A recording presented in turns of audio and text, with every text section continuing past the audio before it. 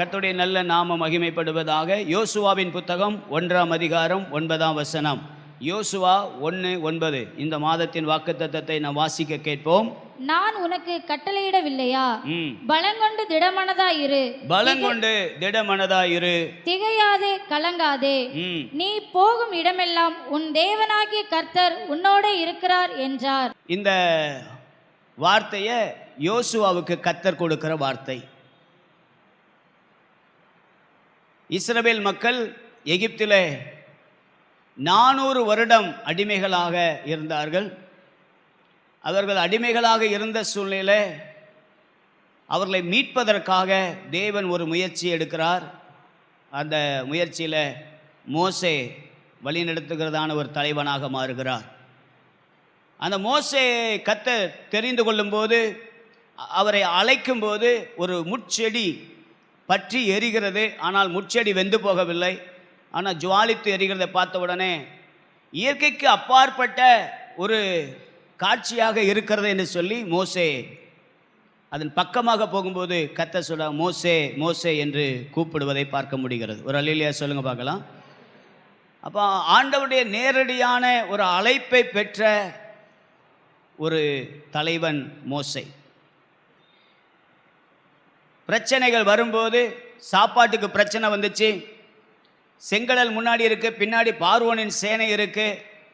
இந்த சூழ்நிலையில் அவருக்கு தெரிந்தது கர்த்தர் அழைத்தாரே, அவரை பார்ப்போம் என்று ஒவ்வொரு தடவையும் ஆண்டவரையை நோக்கி பார்த்து ஒரு பெரிய வெற்றியான ஒரு பயணத்தை செய்தார்கள். 40 வருஷம். மோசேயின் 120 வருஷத்தை 40 பிரிக்கலாம். முதல் 40 அரண்மனை வாழ்க்கை, ரெண்டாவது ஒரு 40 வனாந்தர வாழ்க்கை, மூன்றாவது ஒரு பகுதி 40 வருஷம் அது ஊழிய வாழ்க்கை. கை வைத்து ஒரு அல்லேலூயா சொல்லுவோம். அல்லேலூயா. உலக பிரகாரமான படிப்பு கர்த்தருடைய ஊழியத்துக்கு உதவாது. அல்லேலூயா சொல்லுங்க பார்க்கலாம். படித்து நாலேஜாக இருக்கலாம், இங்கிலீஷ் தெரிஞ்சால் இங்கிலீஷ் பேசுகிறதான இடத்துல மக்கள் மத்தியில் கர்த்தருடைய ஊழியத்தை நிறைவேற்றலாம். அல்லேலூயா சொல்லுங்க பார்க்கலாம். ஆனால் கர்த்தர் தான் பயன்படுத்தணும். கர்த்தர் பயன்படுத்தணும்னு சொன்னால் அவர் வச்சிருக்கிறதான அந்த ரூட்டில், அந்த இடத்துல நம்ம உருவாக்கப்பட வேண்டியது அவசியம். ஒரு அல்லேலூயா சத்தமாக சொல்லுங்கள். ஆகவே இப்படி உருவாக்கப்பட்ட மோசேயின் தலைமைத்துவத்தில் அவர்கள் போனார்கள். ஆனால் மோசே செய்ததான சில காரியத்தின் நிமித்தமாக மோசேட்ட ஆண்டவர் சொல்ற, இந்த பிஸ்காவின் கொடுமுடியில் போய் நீ மலைக்கு மேலே ஏறி நின்று நீ கானானை பார்த்துக்கோப்பா, ஆனால் நீ கானானுக்குள்ளே என்ன செய்ய மாட்ட, பிரவேசிக்க மாட்ட அப்படின்னு சொன்ன உடனே அதுக்கு அடுத்த தலைவனாக யோசுவாவை கர்த்தர் முன்குறிக்கிறார். கையை வைத்து ஒரு அல்லேலூயா சொல்லுவோம். இந்த யோசுவா ஒரு நல்ல தலைவனாக மோசேயோடு எப்பவும் இருந்தவர். குடும்ப உறவில் வந்தவர் அல்ல, ஆனால் தேவ உறவில் வந்தவர் இந்த யோசுவா. கை வைத்து ஒரு ஆமென் சொல்லுங்க பார்க்கலாம். அல்லேலூயா. மோசேக்கு பிள்ளைகள் இருந்தாலும் மோசேயுடைய பிள்ளைகள் ஊழியத்துக்கு வந்தார்கள் என்று சொல்லுவதற்கு இல்லை. ஆனால் கர்த்தர் யோசுவாவை தெரிந்து கொண்டா. ஆமென் சொல்லலாமா? ஆண்டவருக்கு மகிமை உண்டாட்டும். இந்த 40 வருஷ ஊழிய பாதையில், வனாந்திர பாதையில் இந்த மக்கள் நடந்ததான எல்லா காரியத்தையும் பார்த்து, ஐயா இவங்களை நடத்துறதுக்கு நம்மளால் முடியாது என்றதான ஒரு நிலை, இல்லை என்றால் இதை எப்படி நடத்த போகிறோம் என்கிறதான ஒரு பயம் அவர்களை சூழ்ந்த போதுதான் கர்த்தர் அவர்களோடு பேசுகிறார். நான் உனக்கு கட்டளையிடவில்லையா? பலங்கொண்டு திடமனதாயிரு. கையை வைத்து ஒரு ஆமென் சொல்லுங்க பார்க்கலாம். இந்த அதிகாரத்திலே நீங்கள் 4 தடவை இந்த வார்த்தை வருகிறதை பார்க்க முடியும். வாசிங்க 6வது வசனம். பலங்கொண்டு திடமனதாயிரு. பலங்கொண்டு திடமனதாயிரு. இந்த ஜனத்தின் பிதாக்களுக்கு நான் கொடுப்பேன் என்று ஆணையிட்ட தேசத்தை நீ இவர்களுக்கு பங்கிடுவாய். கையை வைத்து ஒரு அல்லேலூயா சொல்லலாமா? ஆண்டவருடைய நாம மகிமைப்படுவார். இது அவருக்கு ஆண்டவர் கொடுத்தது, தேவன் கொடுத்த நேரடியான வார்த்தை. ஒரு அல்லேலூயா சொல்லுங்க பார்க்கலாம். என்ன சொல்றாரு? பலங்கொண்டு திடமனதாயிரு. இந்த ஜனத்தின் பிதாக்களுக்கு நான் கொடுப்பேன் என்று ஆணையிட்ட தேசத்தை நீ இவர்களுக்கு பங்கிடுவாய். ஆண்டவர் தேவன் சொன்ன வார்த்தை அது அப்படியே நிறைவேறும். கையை வைத்து ஒரு ஆமென் சொல்லுங்க பார்க்கலாம். 2வது 7 வசனத்தை வசிங்க. என் தாசனாகிய மோசே உனக்கு கற்பித்த ஆ. நியாயப்பிரமாணத்தின் படியெல்லாம் செய்ய கவனமாய் இருக்க மாத்திரம் மிகவும் பலங்கொண்டு திடமனதாய் இரு. கையை வைத்து ஒரு அல்லேலூயா சொல்லலாமா? 2வது சொல்றாரு மிகவும் பலங்கொண்டு திடமனதாயிரு. எதுக்கு? உனக்கு கற்பித்ததான நியாய பிரமாணத்தின்படி எல்லாம் செய்ய கவனமாக இருக்கும்படி. கையை வைத்து ஒரு ஆமென் சொல்லுங்க பார்க்கலாம். முதலாவது தேவன் இந்த வார்த்தையை சொன்னார், பலங்கொண்டு திடமனதாரு, நான் ஒன்றை கொண்டு இதை செய்ய போறேன் அப்படின்னு சொன்னார். அடுத்து ஆண்டவர் நியாயப்பிரமாணத்தை கொடுத்து இந்த நியாயப்பிரமாணத்தின்படி செய்ய நீ மிகவும் கவனமாக இருக்க வேண்டும். ஒரு அல்லேலூயா சொல்லுங்க பார்க்கலாம். வாக்குத்தத்தத்தை தேவனாகிய கர்த்தர் இந்த வேத வசனத்தில் தான் நம்ம வாழ்க்கை அமையணும்னு கர்த்தர் விரும்புகிறார். கையை வைத்து ஒரு ஆமென் சொல்லுங்க பார்க்கலாம். உலகத்தில் மனிதர்கள் எப்படினாலும் வாழ்வாங்க, அவருடைய போக்கு வித்தியாசமாக இருக்கலாம், அவங்க மனம் போன போக்கில் போகலாம், அவங்களுக்கு காசு பணம் இருக்கிறதுனால அவங்க எதனாலும் செய்யலாம். ஆனால் ஒரு கர்த்தருடைய பிள்ளை இந்த வசனத்தின்படி தான் வாழ வேண்டும் என்று கர்த்தர் விரும்புகிறார். கையை வைத்து ஒரு அல்லேலூயா சொல்லுங்க. நியாயப்பிரமாணத்தின்படி எல்லாம் செய்ய எப்படி இருக்கணுமா? கவனமாய் இருக்க மாத்திரம். ஒரு அல்லேலூயா சொல்லுங்க பார்க்கலாம். இதில் நீங்கள் வாழ கற்றுக்கொள்ளுங்க. வேத வசனம் சொல்லுது 119ஆம் சங்கீதத்தில், உம்முடைய வசனம் என் கால்களுக்கு எப்படி இருக்காம்?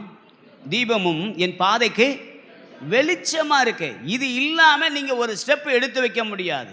இருள் வந்து நம்முடைய கண்களை குருடாக்கிறோம்.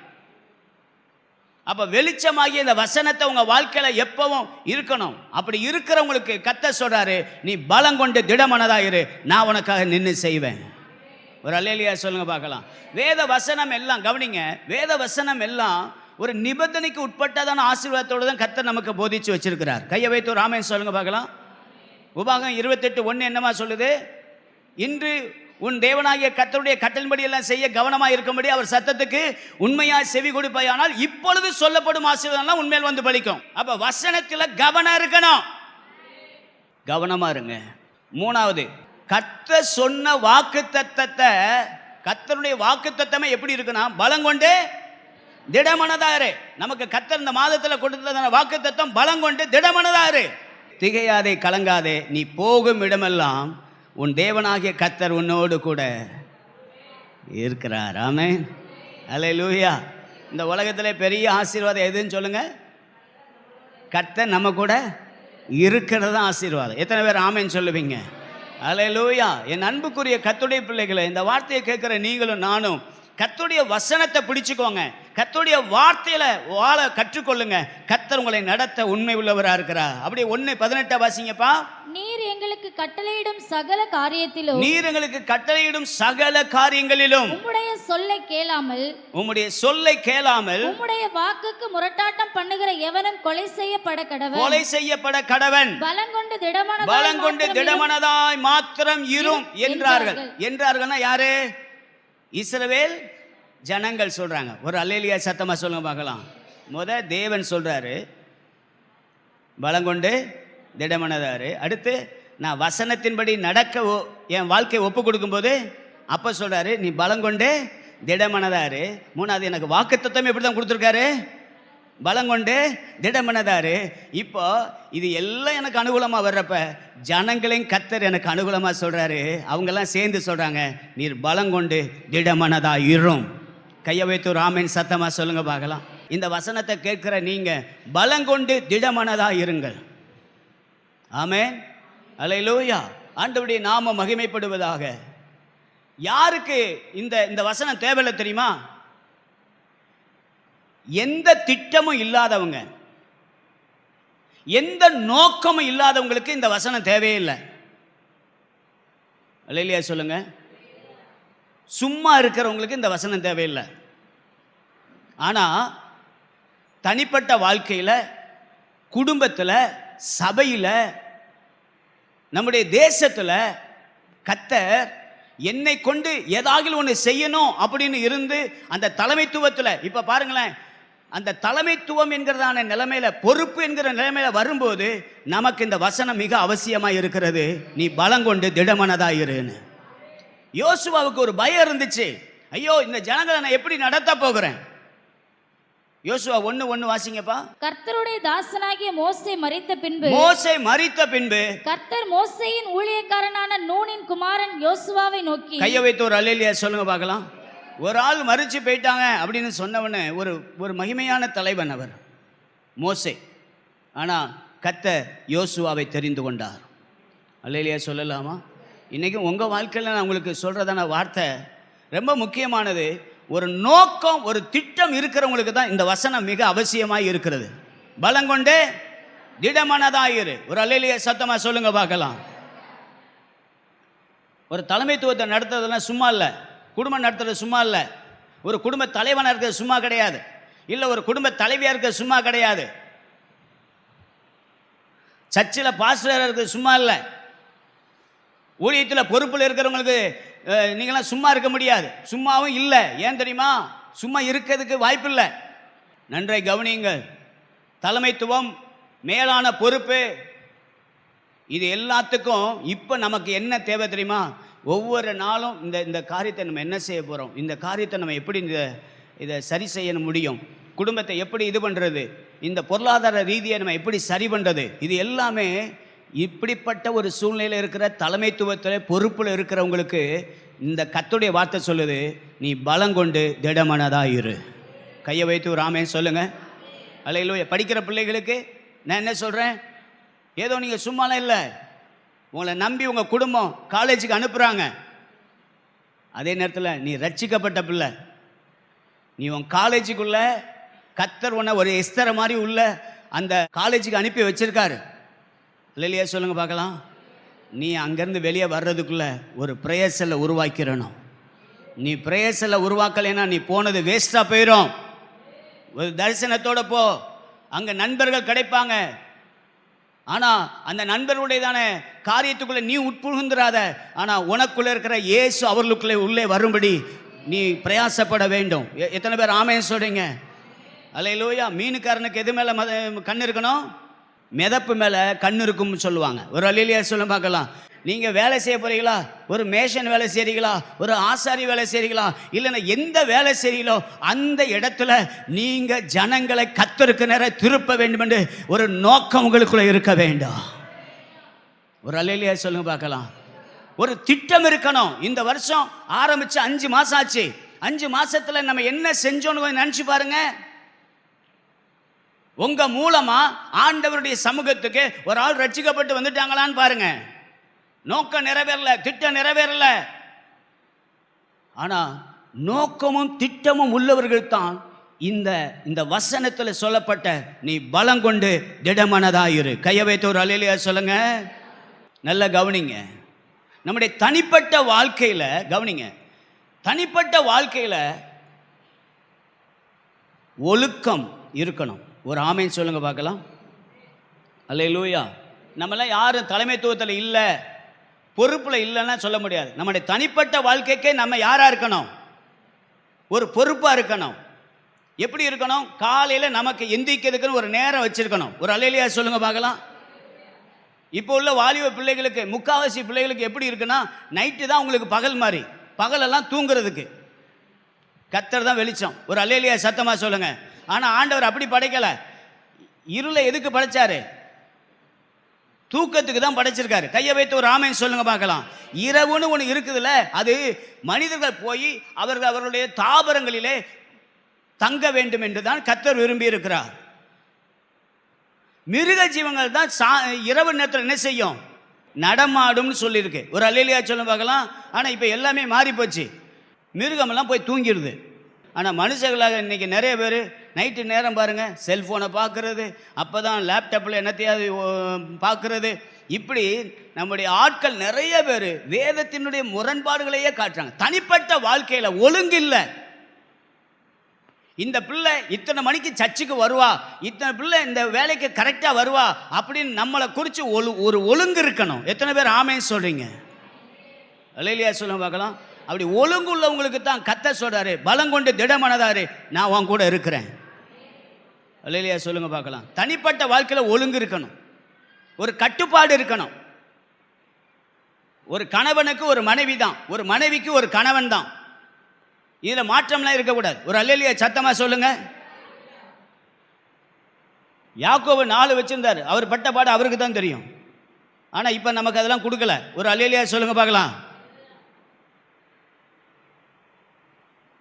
நிறைய பேர் சில காரியத்தை பழைய ஏற்பாட்டு காரியத்தையே அப்படியே கோட் பண்ணுறாங்க. இல்லை, கர்த்தர் பார்க்குறார்.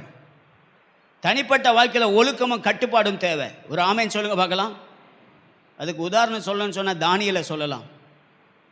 அவனுடைய ஒழுக்கம், அவனுடைய கட்டுப்பாடு, கர்த்தர் அவனை கிருபையாக நடத்தினார். பல ராஜாக்களுக்கு முன்பதாக தைரியமாக நின்று கர்த்தர் தான் தேவன் என்பதை நிரூபித்து காட்டினார். கையை வைத்து ஒரு ஆமேன் சொல்ல முடியுமா? ஒரு அல்லேலூயா சத்தமா? அல்லேலூயா. ரெண்டாவது, குடும்பத்தை பார்க்கறதுக்கு நமக்கு அந்த தலைமைத்துவத்தில், நமக்கு இந்த பொறுப்பில் நமக்கு கர்த்தர் இந்த வசனத்தை வச்சிருக்கார். குடும்பம்னு வர்றப்ப அது ஒரு பெரிய ஒரு நிர்வாகம் பண்ணணும். குடும்ப தலைவன் அப்படின்னா என்ன நடக்குது, ஏது நடக்குதுன்னு குடும்ப தலைவர்களுக்கு தெரியணும். அந்த தலைமைத்துவத்தில் கர்த்தர் உங்களை வச்சிருக்காரு. ஒரு அல்லேலூயா சத்தமா சொல்லுங்க. இன்னும் சொல்ல போனால் ஒரு குடும்ப ஆசாரியனா வச்சிருக்காரு. உங்கள் வீட்டில் நீங்கள் ஜெபத்தை நடத்தணும். ஜெபமெல்லாம் லேடிஸ் பண்ணட்டும் அப்படின்னு விட்டுறக்கூடாது. ஸ்பிரிச்சுவல் லெவல்னு வரும்போ இன்னைக்கு நிறைய ஆண்கள், நீ ஜெபம் பண்ணிடுமா, நீயே பண்ணிடு, பிற நம்ம எதுக்கு இருக்கோம்? ஒரு அல்லேலூயா சொல்லுங்க. குடும்பம்னு சொல்கிறப்ப அது ஒரு கர்த்தர் ஏற்படுத்தின ஒரு தலைமைத்துவம். குடும்ப தலைவன், குடும்ப தலைவி, அடுத்து பிள்ளைகள். அல்லேலூயா சொல்லுங்க பார்க்கலாம். பிள்ளைகள் பெற்றோருக்கு அடங்கி இருக்கணும், கீழ்ப்படியணும். உங்களுக்குன்னு ஒரு ஒழுங்கு இருக்கணும், கட்டுப்பாடு இருக்கணும். ஒரு ஆமேன் சத்தமா சொல்லுங்க. குடும்பம் இன்னைக்கு நிறைய பேருடைய வாழ்க்கையில், தனிப்பட்ட வாழ்க்கையில் ஒழுக்கம், கட்டுப்பாடு, குடும்ப வாழ்க்கையில் நம்ம கவனமாக இல்லைன்னு சொன்னால் சத்ரு உட்புகுந்துருவான். மூணாவது, சபை. சபை என்று வரும்போது தேவனுடைய ஆளுகை இருக்க வேண்டும். கையை வைத்து ஒரு ஆமேன் சொல்லுங்க பார்க்கலாம். அவங்கவுங்க ஆட்சி செய்யக்கூடாது. சபைக்குன்னு பரிசுத்த ஆவியானவர் ஆளுகை செய்கிறவராக இருக்கிறார். கையை வைத்து ஒரு ஆமேன் சொல்லுங்க. அல்லேலூயா. அந்த ஆளுகைக்கு கீழே தான் நீங்கள் வரணுமே ஒழிய எனக்கு நிறைய தெரியும்னு நீங்கள் வரக்கூடாது. நிறைய பணம் வச்சுருக்கேன் அதனால என்ன செய்யலாம்? ஒன்றும் செய்ய முடியாது. தேவனுடைய ஆளுகை கீழே வந்தீங்கன்னா உங்கள் பணம் கர்த்தருடைய சமூகத்தில் உங்களுக்கு காலுக்கு கீழே தான் இருக்கணும். என்ன ஆமேன் வர மாட்டேங்க? அப்போஸ்தலருடைய பாதத்தில் கொண்டு வந்து வச்சாங்கன்னு பைபிள் சொல்லப்பட்டிருக்கு. அந்த தேவனுடைய ஆளுகைக்குள்ளால ஒருத்தர் வரலைன்னா அவங்களுக்குள்ள மாம்சம் செயல்பட ஆரம்பிச்சு. அல்லேலூயா சொல்லுங்க பார்க்கலாம். சபைன்னு சொன்னால் இந்த தேவனுடைய திட்டம், அந்த தேவனுடைய பொறுப்புகள் இங்கு சபையில் இருக்கணும். தேவனுடைய ஆளுகையும் தேவனுடைய சித்தமும் செயல்பாடும் காணப்படணும். கை வைத்து ஒரு ஆமேன் சொல்லுங்க பார்க்கலாம். இது எல்லாம் ஒரு தலைமைத்துவம், ஒரு மேலான பொறுப்புக்காக நான் அதை பேசிட்டு இருக்கிறேன். அப்படிப்பட்டவங்களுக்குத்தான் இந்த வசனம் பொருந்தும். பலங்கொண்டு திடமனதா இருன்னு. கையை வைத்து ஒரு ஆமேன் சொல்லுங்க பார்க்கலாம். தேசம் எப்படி இருக்கணும்? தேசம் எப்படி இருக்கணும்? 1 தீமோத்தேயு 2:2 நாம் எல்லா பக்தியோடும் நல்லொழுக்கத்தோடும் எல்லா பக்தி, பக்தி தான் கர்த்தர் சொல்றார். ஒரு அல்லேலூயா சொல்ல பார்க்கலாம். நம்ம பக்தியோட வாழணும். அடுத்து நல்லொழுக்கத்தோடும். ஒரு தேசம் எப்படி இருக்கணும்? நல்ல ஒழுக்கமா இருக்கணும். அடுத்து கலகம் இல்லாமல் அமைதல் உள்ள ஜீவனம், கலகம் இல்லாமல் அமைதல் உள்ள ஜீவனம் பண்ணணும். கையை வைத்து ஒரு ஆமேன் சத்தமா சொல்லுங்க பார்க்கலாம். தேசம் எப்படி இருக்கணும்? நல்ல பக்தியோட இருக்கணும், நல்ல ஒழுக்கத்தோட இருக்கணும், கலங்கம் இல்லாத ஒரு நல்ல ஜீவனம் பண்ணணும், அமைதல் உள்ள ஜீவனம் பண்ணணும். கையை வைத்து ஒரு ஆமேன் சத்தமா சொல்லுங்க பார்க்கலாம். நமக்கு அந்த பொறுப்பு இருக்கு. தனிப்பட்ட வாழ்க்கையில் பொறுப்பு இருக்கு, குடும்பத்தில் பொறுப்பு இருக்கு, சபையில் பொறுப்பு இருக்கு, தேசத்திலேயே நம்ம செய்ய வேண்டிய சில பொறுப்புகள் இருக்கு. தேசத்துக்காக ஜெபிக்கணும். ஆமென் சொல்லுங்க பார்க்கலாம். அல்லேலூயா. அப்ப இந்த பொறுப்பில் இருக்கிறவங்க இந்த வார்த்தையை மிக அவசியமாக பிடித்து கொள்ள வேண்டும். எப்படி? பலங்கொண்டு திடம் மனதாயிரு. கையை வைத்து ஒரு ஆமென் சொல்லுங்க பார்க்கலாம்.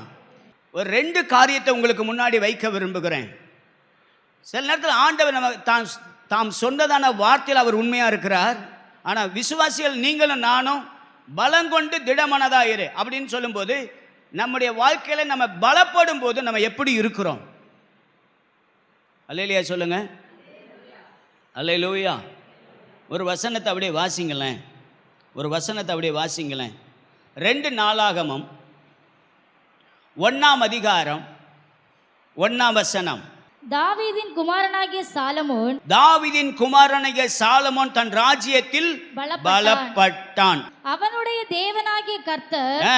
அவனுடனே இருந்து அவனை மிகவும் பெரியவனாக்கினார். கையை வைத்து ஒரு அல்லேலூயா சத்தமா சொல்லுங்க பார்க்கலாம். பெரியவனாக்குறது யார் கையில இருக்கு? கர்த்தர் கையில தான் இருக்கு. ஒரு அல்லேலூயா சத்தமா சொல்லுங்க பார்க்கலாம். அல்லேலூயா. சில நேரத்தில் நமக்கு நம்மளை நிறைய பேர் நெருக்கணும்னு ஆசைப்படுவாங்க. ஆனால் அவர்கள் எவ்வளவாக நெருக்கினார்களோ அவர்கள் அவ்வளவாய் பெருகினார்கள். நம்மளை பெருக்குகிறவரும் நம்மளை பெரியவர்களாக மாற்றுவதும் அவர் கையில் இருக்கிறது என்பதை மறக்கக்கூடாது. கையை வைத்து ஒரு அல்லேலூயா சத்தமா. அல்லேலூயா. சாலமோனை ஆண்டவர் சொல்றாரு, சாலமோன் தன் ராஜ்யத்தில் பலப்பட்டான். பலப்பட்டவன் எப்படி இருக்கிறான்? எப்படி இருக்கிறான் நினைச்சு பாருங்க. அவன் நல்ல ஆண்டவரை துதிச்சான், நிறைய பலிகளை செலுத்தினான். ஆண்டவர் தரிசனத்தில் தோன்றி சொல்றாரு, உனக்கு என்ன வேணும் அப்படின்னு கேட்கிறாரு. உடனே அவன் சொல்றான், எனக்கு என்ன வேணும்? இந்த ஜனங்களை நடத்துவதற்கு ஞானம் வேணும். கவனிங்க, ஞானம் வேணும்னு சொல்லி கேட்கிறார். ஞானம். ஆனா கர்த்தர் என்ன செய்த பார்த்தீங்களா? அவன் கேட்காத ஐஸ்வர்யத்தை கொடுத்தார். ஐயா, ஐஸ்வர்யத்தை கேட்கல, அவன் ஞானத்தை கேட்டான். ஆனா கர்த்தர், நான் என் பிள்ளையை நான் ஆசீர்வதிக்கிறேன்னு சொல்லி கேளாத ஐஸ்வர்யத்தையும் கர்த்தர் தந்தா. 2 சாமுவேல் 12ஆம் அதிகாரம் 24ஆம் வசனத்தை வாசிங்க. பின்பு தாவீது தன் மனைவியாகிய பத்சேபாளுக்கு ஆறுதல் சொல்லி அவளிடத்தில் போய் அவளோடே சயனித்தான். அவள் ஒரு குமாரனை பெற்றாள். அவனுக்கு சாலமோன் என்று பெயரிட்டான். அவனிடத்தில் கர்த்தர் அன்பாய் இருந்தாராம். கையை வைத்து ஒரு ஆமென் சொல்லுங்க பார்க்கலாம். நான் சாலமோனை பத்தி பேசிட்டு இருக்கிறேன். அந்த சாலமோன்ட்ட கர்த்தர் எப்படி இருந்தாராம்? அன்பா இருந்தார். நல்லா கவனிங்கம்மா. அன்பா இருந்தவர் இன்னைக்கு ராஜ்யத்துக்கு வந்த உடனே பலப்பட்ட போது அவன் கேட்காத ஐஸ்வர்யத்தையும் கர்த்தர் கொடுத்திருக்கிறார். ஆனா இந்த சூழ்நிலையில அவன் எப்படி இருந்தான் அப்படின்னு சொன்னா, எனக்கு அதுதான் ரொம்ப வேதனையான ஒன்று. வாசிச்சு பாருங்களேன். 1 ராஜாக்களின் புத்தகம் 11ஆம் அதிகாரம் 9ஆம் வசனத்தை வாசிச்சு பாருங்க. ஆகையால் இஸ்ரவேலின் தேவனாகிய கர்த்தர் சாலமோனுக்கு 2 விசை தரிசனமாகி அந்நிய தேவர்களை பின்பற்ற வேண்டாம் என்று கட்டளையிட்டு இருந்தும் அவன் கர்த்தரை விட்டு தன் இருதயத்தை திருப்பி அவர் கற்பித்ததை கைக்கொள்ளாமற் போனதினால் கர்த்தர் அவன் மேல் எப்படி இருந்தாராம்? கோபமானார். ஐயா, அம்மா ஒரு நிமிஷம் கவனிங்க. உங்க ராஜ்யத்தை பலப்படுத்தினது யாரு? சாலமோனுடைய ராஜ்யத்தை பலப்படுத்தினது யாரு? கர்த்தர். ஆனா இப்ப கர்த்தர் கோபமானார். எனக்கு அருமையான கர்த்தருடைய பிள்ளைகளே, ஆண்டவர் கோபமானார்னா என்ன ஆகுது பார்த்தீங்களா? தேவன் கோபப்படுறதுக்கு காரணம் ரொம்ப முக்கியமானது. 1வது வசனம், அந்நிய ஜாதியாரான அநேக ஸ்திரீகள் மேலும் ஆசை வைத்தான். உங்க ஆசை எது மேல இருக்குன்னு நினைச்சு பாருங்க. ஒரு அல்லேலூயா சொல்லுங்க பார்க்கலாம். அல்லேலூயா. அப்படி நான் பவுலை கம்பேர் பண்றேன். பவுலுக்கு ஒரு ஆசை இருந்துச்சு. என்னது? ஆண்டவரை தொடருவதற்கு நான் ஆசையாய் தொடருகிறேன்னு சொல்றார். கையை வைத்து ஒரு ஆமென் சொல்லலாமா? அல்லேலூயா. 2வது, தேவன் சாலமோன் மேல கோபமா இருப்பதற்கு காரணம் 2வது வசனத்துடைய கடைசி பகுதியை வாசிக்க. சாலமோன் அவர்கள் மேல் ஆசை வைத்து அவர்களோட ஐக்கியமா இருந்தான். அவர்களோட என்ன செஞ்சானா? ஐக்கியமா இருந்தான். நம்ம ஐக்கியம் எங்க இருக்கு? கர்த்தரோட இருக்கா? கர்த்தருடைய பிள்ளைகளோடு இருக்கா? ஜெபத்தில் இருக்கா? யாருக்குனாலும் எதைனாலும் இழக்கலாம். ஆனால் கல்யாணம் கட்டிட்டு வந்த பிறகு மனைவிக்காக நீங்கள் என்ன செய்யணும், சில நேரம் இப்படி நிர்பந்திக்கப்படுவீர்கள், உங்கள் கணவருக்காக நிர்பந்திக்கப்படுவீர்கள். அதனால தான் இப்போ குடும்பமாக இருக்கிற உங்களை பார்த்து சொல்கிறேன், உங்கள் பிள்ளைகளுக்கு நல்ல இடத்துல நீங்கள் கர்த்தருடைய பிள்ளைகளாக பார்த்து நீங்கள் கல்யாணம் கட்டணும். அல்லேலூயா சத்தமாக சொல்லுங்கள். சொந்தக்காரன் சொல்கிறான், சோகக்காரன் சொல்கிறான், அவன் சொல்கிறான், ஒரு இழப்பு, ஒரு வேதனை, ஒரு பாடுன்னு வந்தால் கர்த்தர் தான் உங்களுக்கு உதவி செய்ய முடியும். 8வது வசனத்தில் அந்நிய ஜாதியாரான அந்த ஸ்திரீகள் எல்லாருக்காகவும் செய்தான், தூபம் காட்டினான். கர்த்தருக்கு ஆராதனை செலுத்தினவன் இப்ப அந்நிய தேவர்களுக்கு தூபம் காட்டுறான். 9வது வசனம், அவன் கர்த்தரை விட்டு தன் இருதயத்தை திருப்பினான். 10வது வசனத்தை வாசிங்கம்மா. அவர் கற்பித்ததை கைக்கொள்ளாமல் போனதினால் கர்த்தர் அவன் மேல் கோபமானார். கர்த்தர் அவன் மேலே கோபமானார். கையை வைத்து ஒரு அல்லேலூயா சத்தமா சொல்லுங்க பார்க்கலாம். அருமையான பெற்றோர்களே, நன்றாய் கவனியுங்கள். சாலமோன் செஞ்சதுனால சாலமோனுடைய பின் காரியம் எப்படி நடக்குது பாருங்க. வாசிமா. நான் உனக்கு கட்டளையிட்ட என் உடன்படிக்கையையும் என் கட்டளையையும் நீ கைக்கொள்ளாமற் போய் இந்த காரியத்தை செய்தபடியால் ராஜ்யபாரத்தை உன்னிடத்திலிருந்து பிடுங்கி அதை உன் ஊழியக்காரனுக்கு கொடுப்பேன். எனக்கு இந்த ஒரு காரியத்தில் நான் அதை வாசிச்சதிலிருந்து, எனக்கு இந்த சத்தியம் தெரிந்ததிலிருந்து நான் என்னை சற்றே சீர்படுத்தி கொள்ள கர்த்தர் கிருபை தந்தார். ஒரு அல்லேலூயா சொல்லுங்க. 2 நாளாகமம் 1ஆம் அதிகாரம் 1ஆம் வசனத்தில் சொல்லப்பட்டிருக்கு, சாலமோனுக்கு ராஜ்யத்தை அவர் தான் பலப்படுத்துறார். தன் ராஜ்யத்தை அவன் பலப்பட்டான் அப்படின்னு இருக்கு. அப்படிதானா? அவனை பெரியவன் ஆக்கினார், அங்கதான் இருக்கு. ஆனா இப்ப எப்படி இருக்கு அப்படின்னா, பலப்பட்டான் தான் ஓகே. இப்ப எப்படி இருக்கு அப்படின்னா, உன் ராஜ்யத்தை உன்னிடத்திலிருந்து பிடுங்கி, வாங்கிலாம் இல்லை, பிடுங்கிறதும் வாங்கிறதுக்கும் வித்தியாசம் இருக்கு. பிரதர்ஸும் சிஸ்டர்ஸும் நல்லா கவனிங்க ப்ளீஸ். தாவீத கர்த்தர் ராஜ்யபாரத்தில் வச்சிருந்து அவனுடைய காலங்கள் நிறைவேறும் போது, கவனிங்க, நிறைவேறும் போது அழகா தான் இருக்கும்போதே தன் பிள்ளைய ராஜ்யத்தில் சிம்மாசனத்தில் உட்கார வச்சு பார்த்துட்டு போயிட்டான். ஆனால் இவன்கிட்ட இருந்து பிடுங்கி உன் ஊழியக்காரனுக்கு கொடுப்பேன். எத்தனை கொடுத்தாரு தெரியுமா? வாசிங்க. நீங்கள் வாசிச்சாதான் உங்களுக்கு தெரியும். 30வது வசனத்தை வாசிமா. அகியா தான் போர்த்து கொண்டிருந்த புது சால்வையை பிடித்து அதை 12 துண்டாக கிழித்து போட்டு யெரொபெயாமை நோக்கி, யெரொபெயாம்னா அவனுடைய வேலைக்காரன். யெரொபெயாம் வேலைக்காரன். அவன் வேலைக்காரனுக்கு 10 துண்டு. ஆனா ரெகோபெயாம்ங்கிறது அவனுடைய பையன். கவனிங்க, ரெகோபெயாமுக்கு 1. அல்லேலூயா சொல்லுங்க. 1 தான். ரெகோபெயாம் வந்து சாலமோனுடைய பையன். ஐயா, உங்களிடம் பிடுங்கிறது முக்கியம் இல்லை, ஷேர் பண்ணும்போ உங்க பிள்ளைக்கு தானே கூட வரணும். சாலமோன், உன் பிள்ளைக்கு தானே கூட வரணும். ஆனா உன் பிள்ளைக்கு 1, உன் வேலைக்காரனுக்கு 10. கர்த்தருக்கு பிரியமில்லாத எந்த காரியத்தை செஞ்சு கர்த்தர் நம்மளை பலப்படுத்தின அந்த பலத்தில், அந்த தன் ராஜ்யத்தில் பலப்பட்டான் என்று சொல்லப்பட்டிருக்கு. அதை நம்ம கடைசி வரைக்கும் காத்துக்கொள்ள அவருடைய வசனத்துக்கு நம்முடைய இருதயத்தை ஒப்பு கொடுக்கணும்.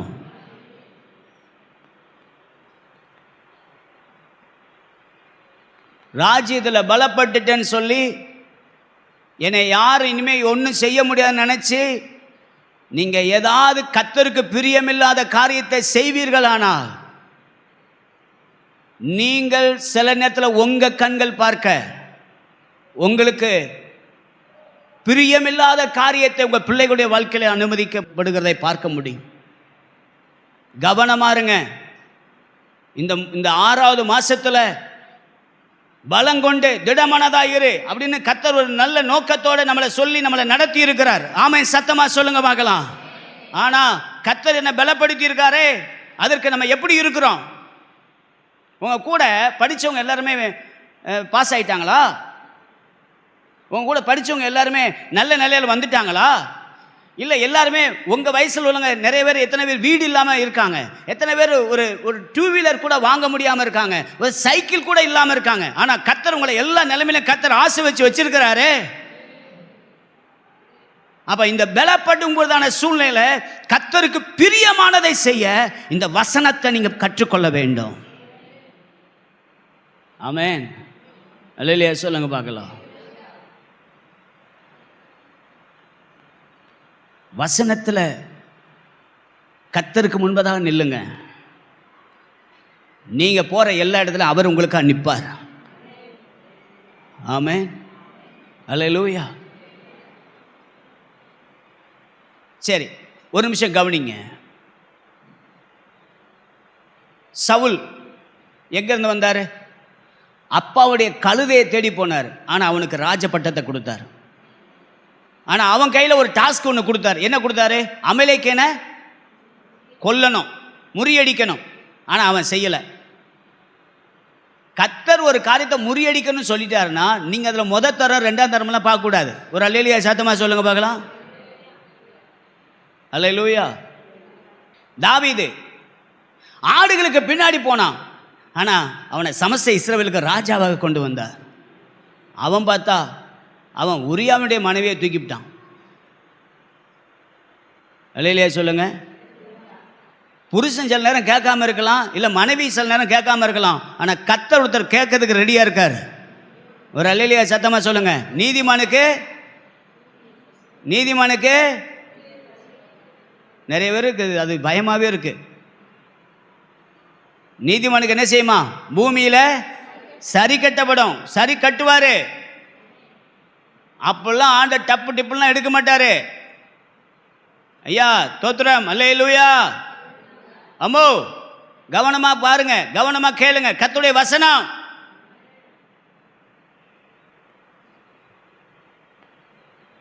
அப்ப ஆடுகளுக்கு பின்னாடி போனவனுக்கு அதை கொடுத்து அவன் இப்படி பண்றான். ஆனால் அவனுக்கு ஆண்டவர் தண்டனை கொடுக்குறாரு. உன் கண்ணு பார்க்க உன் பிள்ளைகள்லாம் நீ அந்தரங்கத்தில் செஞ்ச எல்லாம் வெளியரங்கமாக செய்வாங்க அப்படின்னு. எவ்வளோ வேதனை. சங்கீதம் 3:1 என்ன சொல்லுது? தான் பையனுக்கு பயந்துக்கிட்டு ஓடினானாம் தாவீது. வெறும் காலோட போயிருக்காரு. அல்லேலூயா சொல்லுங்க. கர்த்தர் அதுக்கெல்லாம் நம்மளை பலப்படுத்தணும்னு சொல்லி நம்மளை ஆசீர்வதிக்கலை.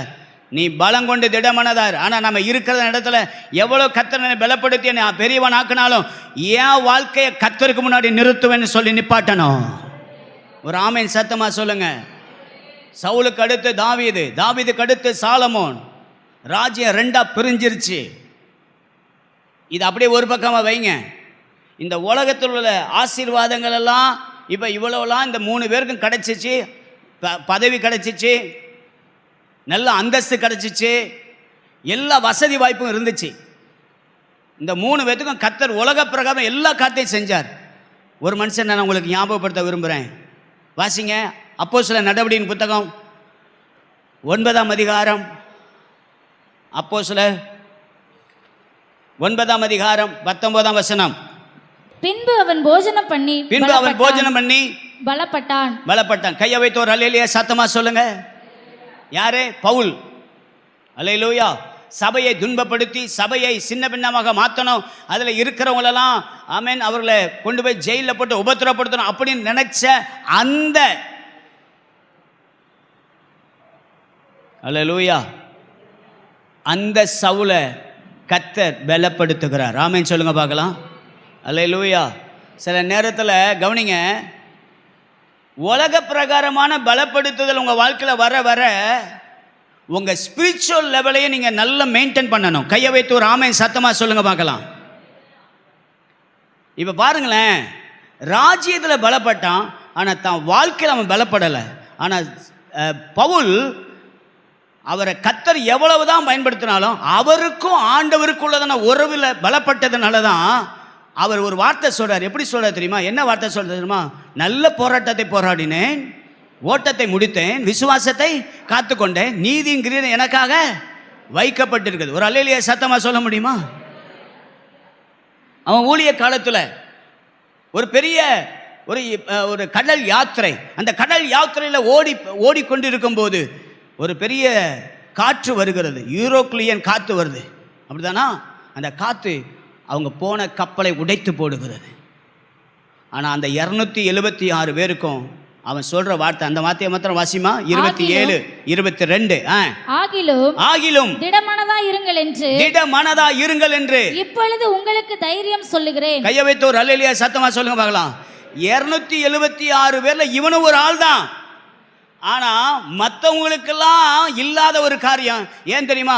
அவன் சொல்றதான அந்த அந்த அந்த அந்த ஸ்டேட்மெண்ட்டை மாத்திரம் பாருங்க. அப்போஸ்தலர் நடபடியின் புத்தகத்தில் எனக்கு அது ரொம்ப பிடிச்சமான ஒரு வசனம் 23.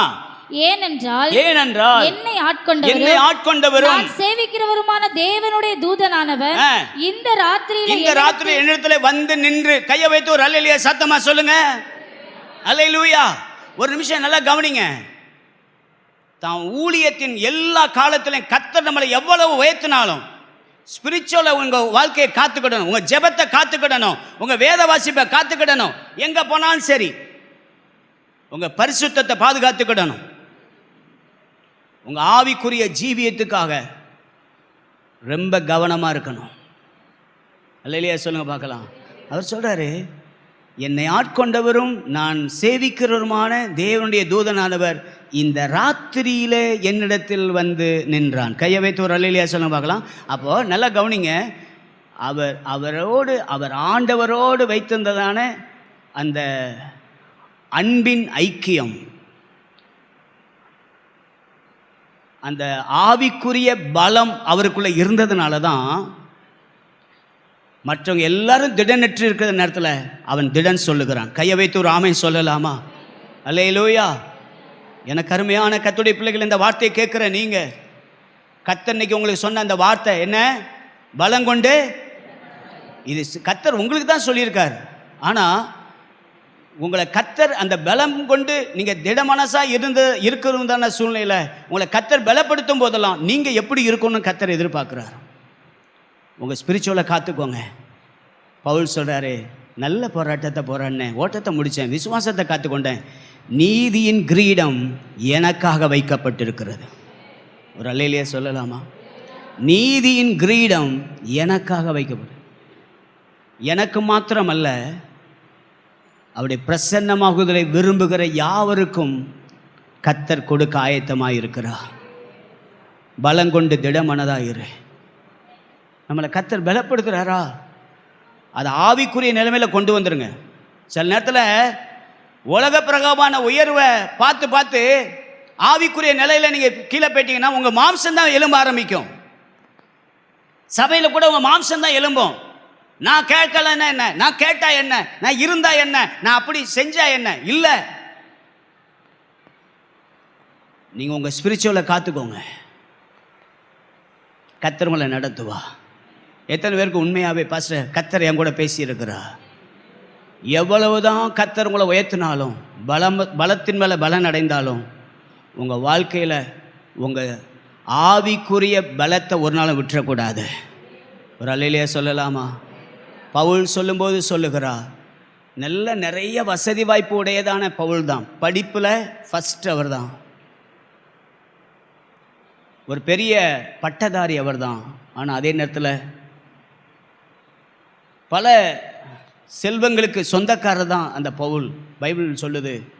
ஆனால் அவர் சொல்கிறாரு, என் கிறிஸ்துவுக்காக அதை நஷ்டமும் குப்பையுமாக எண்ணுகிறேன். ராஜ்யத்தில் பலப்படுறது முக்கியம் இல்லை, ஆவிக்குரிய நிலைமையில் பலப்படுறது ரொம்ப முக்கியமானது. எத்தனை பேர் ஆமீன் சொல்லுவீங்க? கர்த்தர் உங்களோட பேசி இருக்கிறதை நான் ஆவியில் உணர்றேன். சில நேரத்தில் ராஜ்யத்தில் பலப்பட்டதை நினச்சி இது கடைசி வரைக்கும் எனக்கு இப்படியே கர்த்தர் எனக்கு செஞ்சிருவார். இல்லை, உங்கள் வாழ்க்கை கடைசி வரைக்கும் கர்த்தருக்கு முன்னாடி பிரியமாக இருக்கணும்.